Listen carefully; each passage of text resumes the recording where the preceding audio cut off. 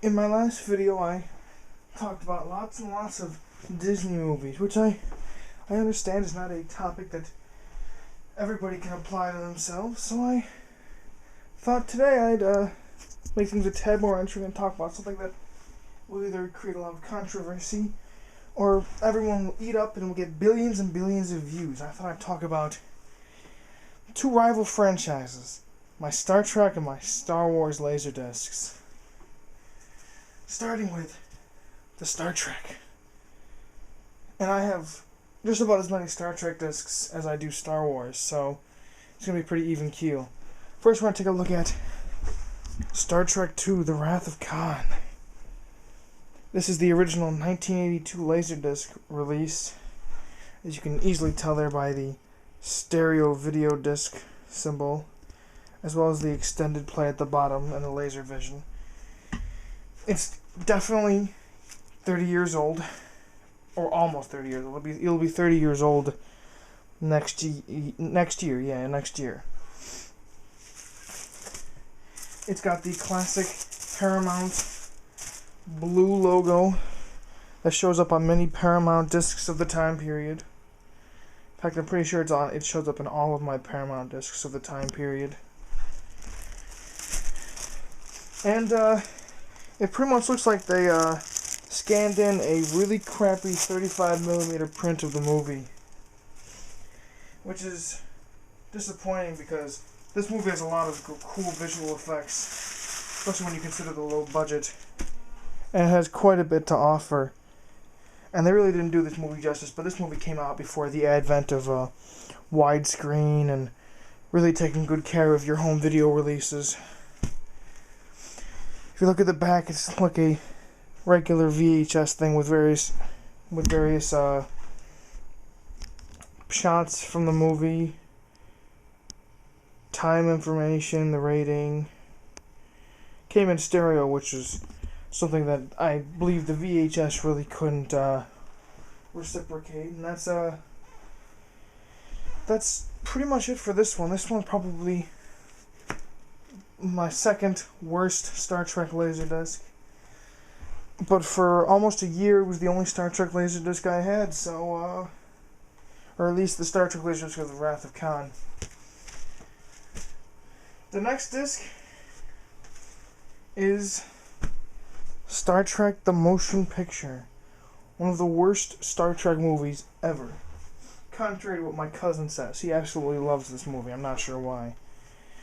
It's the special longer version that includes 12 minutes of new footage, also known as the one that they showed on TV years later.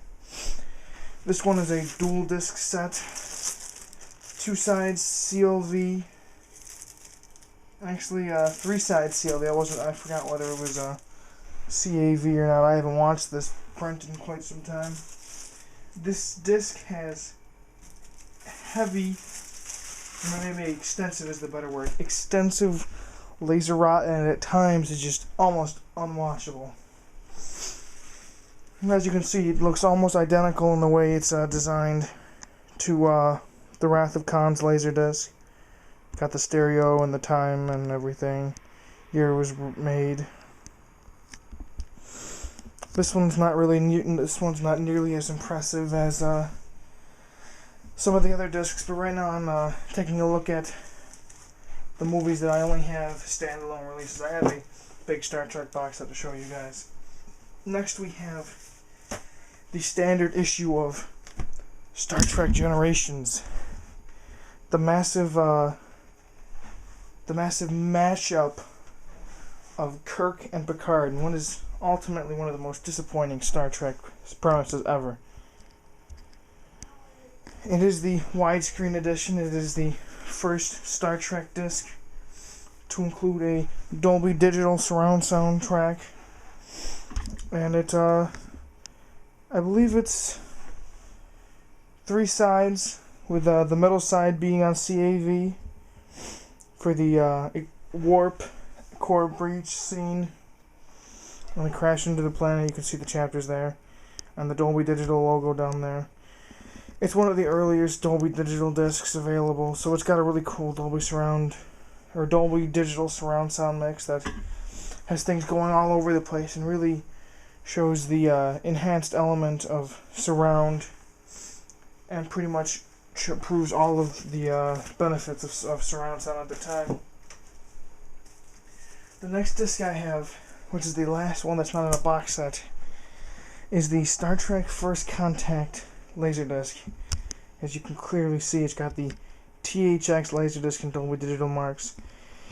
This was the second disc, and you can see there on the package it's got a retail price of $39.99. It came with a poster, but I do not have the poster, which is actually somewhat upsetting. It's still got the original shrink wrap on. My cousin picked this one up for me. This is the widescreen release. There's also a pan and scan release, but pan and scan's for pussies. And you look here, you can see that it's a two-sided disc, easily noted down there. You can get past all the grain. It's got a Dolby Digital logo, and it's easily my favorite of the franchise of the Next Generation movies. It's got some great action, some great dialogue. It's got a great script, a great premise. I love James Cromwell as Ephraim Cochrane. He's hysterical and sometimes almost frightening, and the way that he defies these future goers' visions of him. And it's definitely it's probably the only one most critics consider worthwhile of all of the Next Generation movies. However, I actually kind of like Nemesis quite a bit. Call me crazy. But this is actually a beautiful looking Laserdisc. And it's one of the most common Laserdiscs next to Star Trek Generations. I think mainly because of its inclusion of the Dolby Digital track. I'll give you one more shot there. Love this movie. And then, of course, we have this. No, it's not because I tore something off. There literally is no indication of what this is from the front. Which is why you turn on its side and you see Star Trek The Movie Voyages, which is Star Trek's 1 through 7. I'm going to really go in depth on all 7 of these. It's just housing the 1991 remasters of each movie and the original print of Generations. First we have the widescreen Dolby Surround remaster from 1991 of Star Trek The Motion Picture. And while I mentioned this earlier in my video with the full screen laser rotted print, this is my least favorite of the Star Trek movies. And I'm going to tell you why. It's got aside from the interesting premise, V'Ger is one of the more omniscient of the Star Trek baddies. It's got a really, really slow pace. You can tell they spent way too much time developing the special effects for this movie instead of focusing on a plot that would engage the audiences and please fans and moviegoers alike, and they really didn't do a very good job. This is it's probably the longest movie in the franchise. Whether it's actually the longest, it just feels like the longest because of its poor pacing. And it's got some awfully stiff acting from all of the non-main cast members. And overall, it's just not a great film. Also, an interesting tidbit. The first disc is CLV, and the third disc says extended play. You can see that. It says extended play, but it is actually a mislabeled disc, and it is a CAV disc. Interesting little Easter egg I thought I'd share with you guys. Tired. It was my first day of my junior year of high school today, so I'm a bit out of energy here. Clearly not as peppy as I was yesterday for my Disney discs. The next disc I'm going to take a look at is Star Trek II, The Wrath of Khan. This is probably the best of the Star Trek Laserdiscs. This movie is intelligent, it's engaging, and it's got one of my favorite musical scores of all time.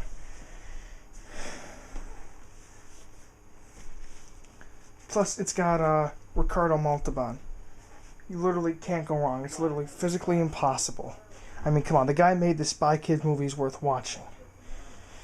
It's essentially a continuation of the 1960s television episode Space Seed, where Kirk discovers Khan on the planet that he abandoned him. But honestly, if you're watching this video, I shouldn't have to tell you much about the Wrath of Khan. You should have already seen it at least 6 or 7 times. I know I have, since I started getting into Star Trek with the new Star Trek movie 2 years ago. But this is clearly not just my favorite, but a fan... It's not my favorite, it's a fan favorite. Here we have Star Trek 3, The Search for Spock. The middle movie in the Star Trek trilogy. Or so it's been called. It's kind of... It's almost like a whole movie of filler. Kind of tying up the Genesis planet story. And it's actually probably got one of the best non-Star Trek actors' performance. It's got a great Christopher Lloyd performance as captain of a Klingon bird of prey. The movie's another one disc, it's just straight CLV. It's got some interesting effects. It's got a alright plotline. It's also the first movie to not feature Kirstie Alley as Saavik. So that's her. The actress they replaced her with doesn't really look quite as natural compared to Kirstie Alley. The next movie in this set is not only the funniest movie in the set, but also the most family-oriented. It doesn't contain quite the estranged plots of the first 3. It's all about them traveling back in time to San Francisco, which ironically is the headquarters of Starfleet hundreds of years in the future. It's got some of the most brilliant, it's got a brilliant script, and it's definitely my mother's favorite. Most people know it as the one with the whales, but I always call it by its original name. It's another 2-discer. It's got the same issue where they mislabel the CAV third side as CLV. And then we have Star Trek V, The Final Frontier. Everyone else's least favorite Star Trek movie. And to be fair, it is just awful. I mean, it basically is the evidence of, or it is the brainchild of William Shatner's jealousy towards Leonard Nimoy for directing the 3rd and 4th movies, which were pretty good in their own respect.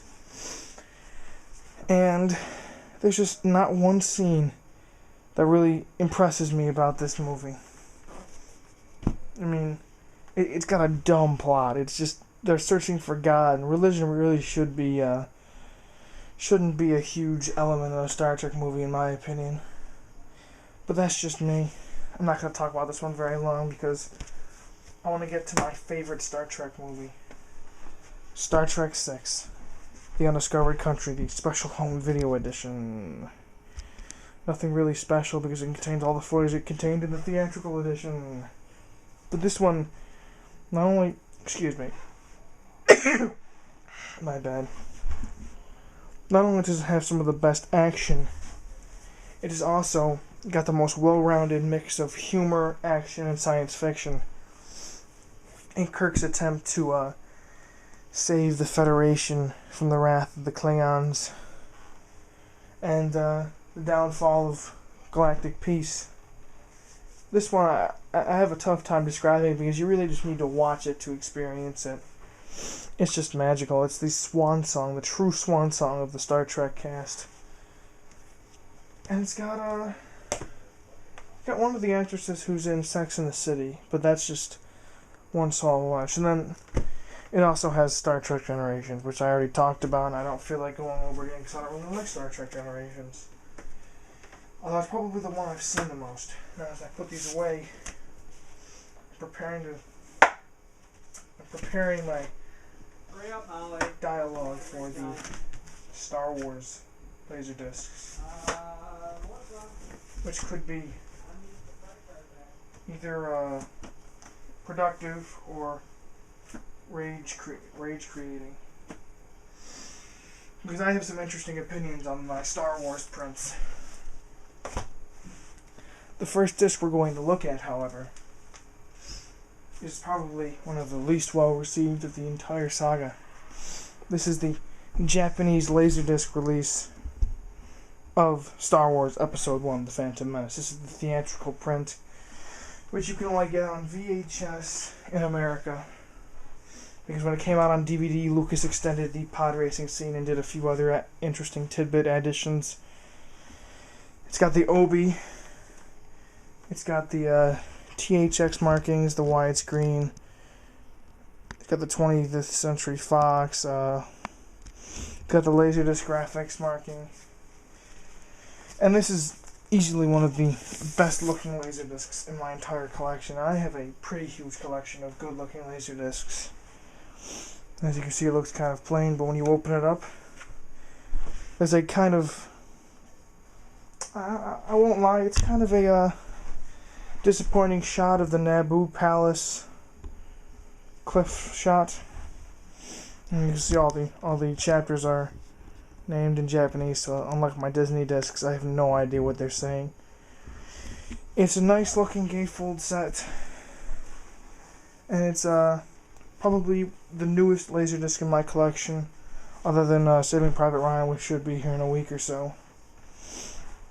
This disc is one of the only Laserdiscs, only one of the popular Laserdiscs that has 6.1 Dolby Digital EX surround sound.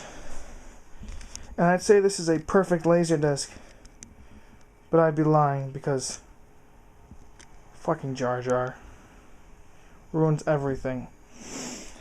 This is probably my favorite of the prequel trilogy, just because that lightsaber scene at the very end of the movie is one of the best choreographed lightsaber fights ever in the entire franchise. There's no avoiding it. There's just the epic confrontation between Qui-Gon and Darth Maul leading up to his death is one of the most intense moments in the entire Star Wars saga. However, I won't, I'll be blunt. Darth Maul's death is one of the dumbest scenes in the entire saga. Because honestly, he shouldn't have just waited around for Obi-Wan to kill him. He should have taken him out when he had his chance. But clearly, the franchise would be drastically altered if they had no Obi-Wan Kenobi. As clearly, he's an important plot device in the 4th, 5th, and 6th movies. However, I'm not going to complain very much because I love Star Wars, and I'm not here to rag on Star Wars. I'm just here to offer my opinions on these movies. And more or less these Laserdiscs. This is probably one of the cleanest transfers. And I believe it rivals and even beats the VHS and DVDs. The next Star Wars discs I have to show are the Faces set. Can't even see the Empire Strikes Back thing due to the lighting in my room. Maybe I should hit a light there.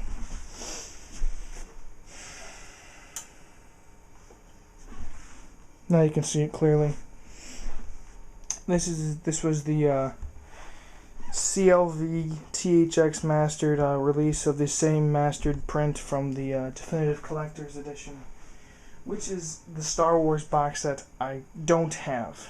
It's the only major Star Wars release I don't have. Well, other than the 1987 widescreen releases. Those I just don't care for because I have these. These are the original uncut, unrestored, unaltered trilogy set. And this is definitely one of the fan favorites because everyone seems to absolutely love the original prints. I grew up with the special edition, so I like the special edition movies a little bit more. But if you take a look at them one by one, that's just an awesome looking cover. Darth Vader looks so kick-ass. And I won't lie, it's probably one of the better looking gatefold shots. It's a beautiful shot of Obi-Wan and Darth Vader fighting. It's got the information on the side chapters and everything here. And over there it's got a nice, I wouldn't say it's an essay, but a nice blurb about the movie and the technical marvels. And I'm sure back in 1977, this truly was one of the most gorgeous looking things I'd ever seen on the screen, as well as one of the most innovative in terms of sound design. I was born in 1995, so clearly there were much better and much bigger fish to fry at the time. Next we have the Empire Strikes Back disc, which is my favorite Star Wars Laserdisc from the Faces set. These, come on. Imperial Walkers. Those are some badass motherfuckers. And this is also my personal preference for the best print of The Empire Strikes Back, because while I like the special edition 1997 print, and I like the DVD cuts, there are just some issues that I just can't get around. It's just not for me. I don't know. Sound off in the comments on whether you agree with me or not. Most of you probably won't. There's a lot of purists out there who really only approve of the original print. And then here we have, last but least, the Return of the Jedi, which has its own great gatefold shot. Not quite as impressive as the first two due to the lack of action on screen, but this is my least favorite of the original Star Wars trilogy, just because I do not like the end. I don't like Lapti Nek either. I didn't grow up with it, so watching a movie without it just feels empty and hollow. And honestly, naysayers can go to hell. I like my special edition print of Return of the Jedi. Speaking of special editions, my last Star Wars Laserdisc is the special edition of the Star Wars trilogy, which is easily my favorite Laserdisc box set, other than Beauty and the Beast, just because of the sheer girth of the movies held within. It has a nice slip-out case, and it's got the 3 posters, all melded into one cool-looking liner note thing. There's an essay of sorts on the restoration and some really cool shots. Let me see if I can zoom in there and not have it look like shit. And then there's my favorite, which is the Return of the Jedi blurb. This is a 5-disc set with 9 sides of movie, which is just gorgeous. I mean, with each one there's a nice Star Wars Special Edition trilogy sleeve, so you won't forget what movie you're taking the trilogy out of. Honestly, if you forgot, you'd be one hell of a dumbass. But as I said earlier, I consider the only original print I consider better than any of the special editions is the non-special edition of Empire Strikes Back, because honestly, they insert a scream into Empire Strikes Back that completely ruins the movie for me. They lift the Emperor's scream from the end of Return of the Jedi and then put it right on Luke's fall into the depths of Cloud City, and that just sounds unnatural. But as I said, but that means that the two remaining movies, Star Wars and Return of the Jedi, these are my favorite de facto prints. They look gorgeous. They have just the right amount of alterations to make them modern enough that I appreciate them more than the originals and the 2004 DVDs. And I'm gonna say Return of the Jedi is my favorite of the 3 Star Wars movies. I don't dislike the other ones. I just love the epic battle over the second Death Star and the lightsaber fight at the end, and I'm really looking forward to watching this one on Blu-ray. But speaking of Blu-ray, I did just place a pre-order for the Star Wars Saga Blu-ray set, so me and my cousin, Mr. Film Gamer, we'll be sitting down and dissecting that set as soon as it comes out.